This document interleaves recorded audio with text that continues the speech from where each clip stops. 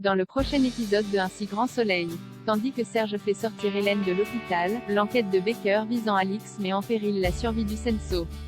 Attention, les paragraphes qui suivent contiennent des spoilers sur l'épisode d'Un si grand soleil diffusé demain soir sur France 2. Si vous ne voulez rien savoir, ne lisez pas ce qui suit. Mardi 21 juin dans Un si grand soleil. Hélène sort de l'hôpital Levar se rend à l'unité psychiatrique de Montpellier où il a rendez-vous avec Hélène, sa cliente.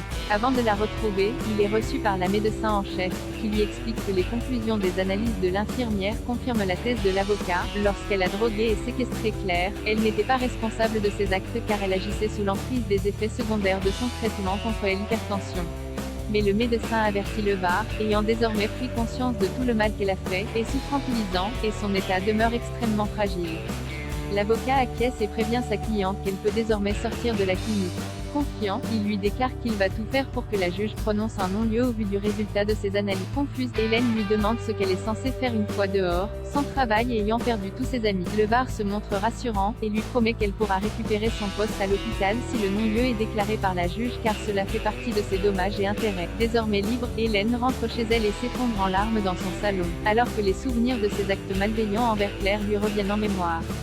De retour chez lui, Florent étreint Claire avant de lui annoncer la mauvaise nouvelle. Hélène est sortie de l'hôpital grâce à Levar. Estomaquée, l'infirmière ne comprend pas comment la justice peut la laisser sortir après tout ce qu'elle lui a fait subir. Justine veut se retirer du Senso. Interrogée par Yann au sujet des activités de proxénétisme dans leur club, Virgile rejette en bloc ses accusations, et déclare que la présence d'Alba au bar ne justifie en rien l'implication de son associé. Il demande à Yann pourquoi la police s'acharne autant sur Alix, ce à quoi l'officier lui répond que l'enquête suit son cours et qu'ils ne font que leur travail. Pendant son interrogatoire, Dimitri fait l'interrain et gère l'accueil des clients du club. Il croise alors Sabine, qui lui présente ses excuses après l'avoir croisée avec son ami Maxime la semaine précédente à son club de tennis. L'enseignante scène veut d'avoir été maladroite, mais Dimitri la rassure, elle comme lui sont libres, ils n'ont pas de compte à se rendre. Il se dit également heureux de son début de relation avec Maxime, et lui déclare que c'est un homme bien. De son côté, Inès craint que toutes les dernières mésaventures du Senso ne lui coûtent son poste. Malgré les craintes de sa mère, qui apprécie peu de voir sa fille travailler en tant que barmaid dans un club qui a une aussi mauvaise réputation, Inès se sent bien au sein du staff, et redoute de se retrouver sans emploi. Remarquant son désarroi, Maxime, venu rejoindre Sabine pour un verre, lui demande ce qui la perturbe, et la jeune fille évoque les récents problèmes qui se sont enchaînés au Senso. Il lui annonce alors que si elle venait à perdre son poste, il est régulièrement à la recherche d'hôtesses pour son club de sport, et lui laisse sa carte en cas de besoin. Selon lui, elle correspond tout à fait au profil qu'il recherche. Pendant ce temps, Justine débarque au Senso, informée par le procureur Bernier des ennuis judiciaires de son associé.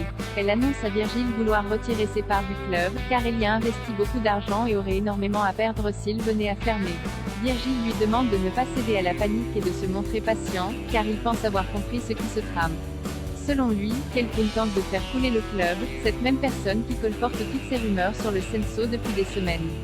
Et Virgile a bien l'intention de le retrouver et de mettre fin à son entreprise mortifère. Justine donne alors au barman une semaine pour trouver le responsable, ou elle se désengagera de leur partenariat.